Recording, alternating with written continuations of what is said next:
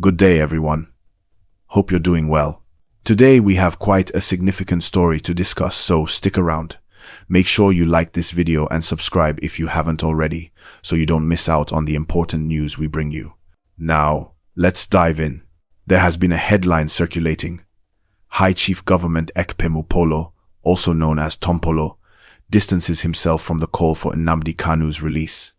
What exactly is going on?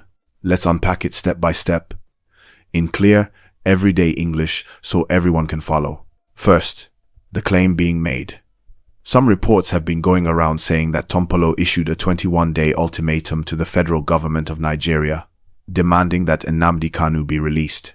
These reports suggested he was aligned with the release of Kanu and that he gave a deadline for the government to act. Now, the response. Tompolo's office has come out to deny those reports, to say that he did not issue any ultimatum, that he has nothing to do with that call for Kanu's release. His media consultant said the claim is false, malicious, and part of a disinformation campaign aimed at undermining him.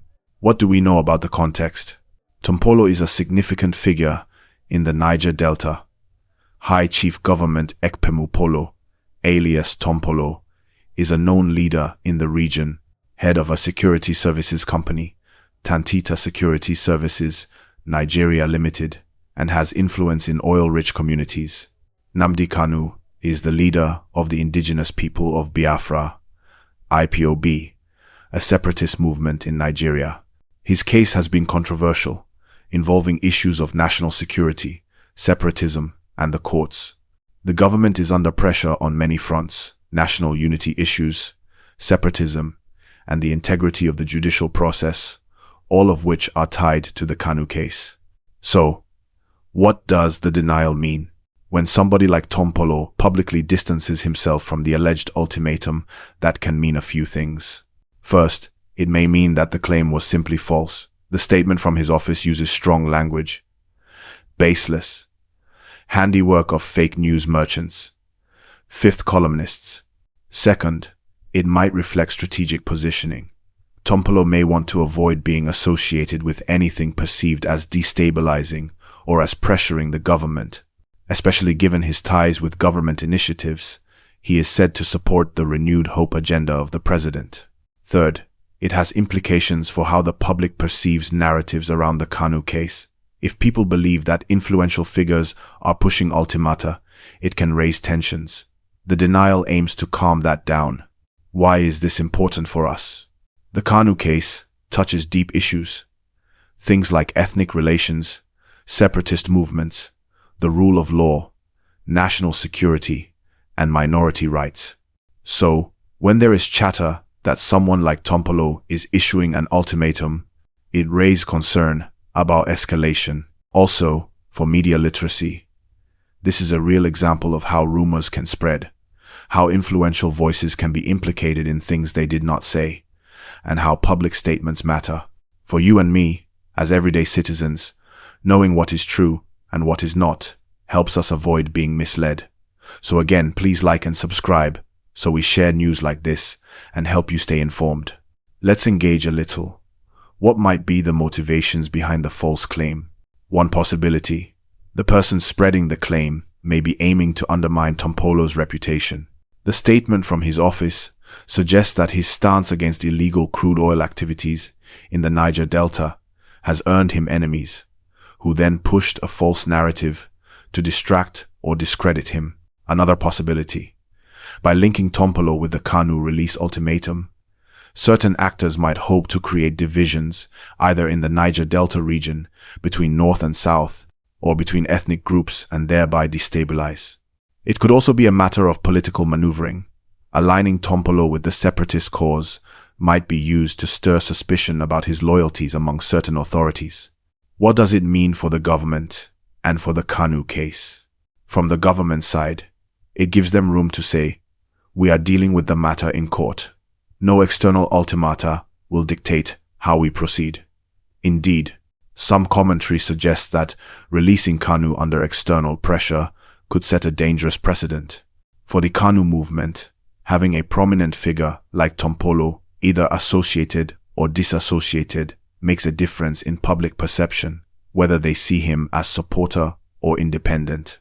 For the public, it reinforces that the judicial process is ongoing and that any attempts to shortcut that process can create further conflict. Now, let me pose a question for you all watching. Do you think the denial by Tompolo will be sufficient to dispel public doubts? Or do you think people will continue to believe he was involved? I'd like you to comment below what you believe and why. Also, think about this. The spreading of a fake ultimatum shows how fast social media can weaponize narratives. It raises the question, what can we do as citizens to help reduce fake news? For example, verifying sources, checking statements from official offices, not simply forwarding claims we haven't confirmed. Let me summarize the key takeaways. A claim circulated that Tompolo issued a 21-day ultimatum to the federal government to release Nnamdi Kanu. Tompolo's office denied the claim. He said he did not make such a statement, and the claim is false. The issue has broader significance. It touches on separatism, security, unity, and the rule of law in Nigeria. The denial carries weight politically and socially. It tries to protect Tompolo's reputation, affirm his support for the government's agenda, and discourage misinformation. For the public, this is a reminder to stay alert, to verify what we see, to understand that influential figures can be mislinked to causes they don't support, and that the court process remains the proper channel for issues like Kanu's case. As of now, Nnamdi Kanu remains in the custody of the Department of State Services, DSS. His trial has faced many delays, mainly due to court adjournments, security concerns, and arguments between his lawyers and the federal government. His legal team continues to push for his unconditional release, claiming his rights are being violated, while the government maintains that he still faces serious charges related to treasonable felony and incitement. The appeal court ruling of 2022 that initially discharged him is still a talking point because the Supreme Court later overturned that discharge and said Kanu must face trial. That decision has kept the case hanging, a situation that has fueled emotions, protests, and political debates, especially across the southeast. Now, this brings us back to why the false claim about Tompolo was so sensitive. You see, any public figure associated with calls for Kanu's release immediately becomes part of a political storm. This is because the topic of Nnamdi Kanu is not just a legal matter, it's an emotional one, tied to issues of identity, fairness, and regional tension. Tompolo himself, as someone with influence in the Niger Delta, is trying to maintain peace in that region. He's currently in partnership with the federal government through Tantita Security Services, working to protect oil pipelines and reduce illegal bunkering. If he were to be linked with a political or separatist movement, that could easily damage his government relationship and cause unnecessary friction. So, his swift denial wasn't just about clearing his name. It was also about protecting stability in the Niger Delta, which is crucial for the country's economy. The Niger Delta produces most of Nigeria's oil, and any form of unrest there could shake up oil revenue, affect power supply, and even international perception. Now, let's look at how Nigerians have been reacting online. Social media is divided as usual. Some people believe the story was obviously fake and are praising Tompolo for coming out quickly to deny it. Others are saying, even if he didn't say it, it shows how frustrated people are becoming with how long Kanu's case has dragged. And that's an important point. Even if Tompolo had nothing to do with it, the fact that such a story went viral shows that people are hungry for justice or closure, depending on which side they stand. It also shows how powerful social media has become in shaping narratives in Nigeria. This also raises another angle: fake news and information manipulation. In Nigeria today, with how fast things spread on WhatsApp, X, Twitter, and Facebook, it's easy for false stories to gain traction before the truth even comes out. Many people don't check official statements. And that's why, my people, we must be careful. Before sharing anything, check where it came from. Who said it? Was it on a verified platform? Because sometimes, these false stories are planted to create tension or distract from other issues. Now, Speaking of distraction, some political observers are saying that the story linking Tompolo to Nnamdi Kanu might have been a distraction tactic, especially given the government's current focus on fighting oil theft and economic recovery. When issues like this trend, they can easily pull public attention away from other pressing matters like subsidy issues, inflation, or insecurity in other parts of the country. Let's not forget, as of now, Nigeria is facing economic strain. Food prices are rising, inflation is biting hard, and security challenges are still ongoing in some states. So, when a story like this breaks, it captures everyone's attention because it touches two sensitive areas, security and politics. Another thing to consider: while Tompolo has denied the ultimatum claim, other groups have indeed been calling for Kanu's release.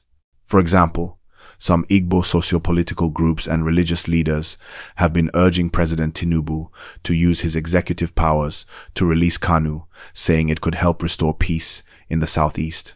Others, however, believe that such a move would undermine the rule of law and could encourage more separatist agitations. So, you see, this is not a black and white issue.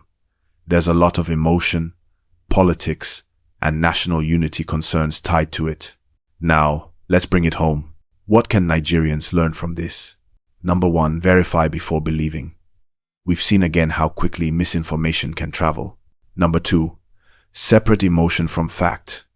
Whether you support or oppose Kanu's movement, it's important to understand the legal and political frameworks in play. Number 3, recognize the role of powerful voices like Tompolo. People in such positions can influence national stability, and false statements attached to them can have serious effects. Let me ask you again, my viewers, what do you think? Do you believe the government should consider a political solution to Nnamdi Kanu's detention, or should the court process simply continue to its end? Drop your thoughts in the comments. I really want to know what you think. And please, if you're still watching right now, that means you're enjoying the gist, so like this video and subscribe to the channel. It helps us reach more people and keep bringing you balanced, real-time Nigerian news and analysis that you can understand easily.